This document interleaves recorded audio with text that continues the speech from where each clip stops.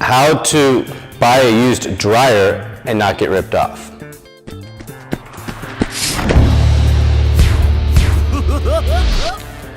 Dryers are pretty simple to buy used.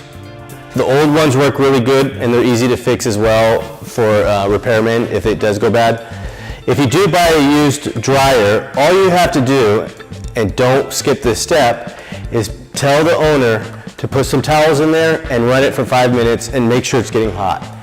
Also, make sure it's not making a lot of noises, okay? You don't want it making noises, boom, boom, boom, boom, boom, boom, anything like that, because that means the shell is starting to go bad. That being said, if you're not paying more than $50, go ahead and get one.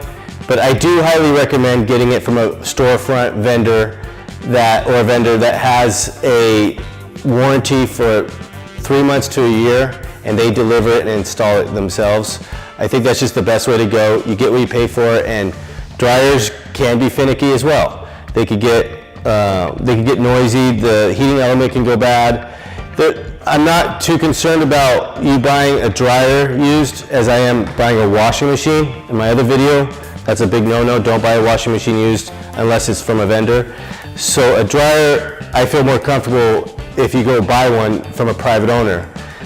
Just make sure you put towels in there and run it for 5 minutes. Make sure it's getting really hot, and make sure it's not making a lot of noise.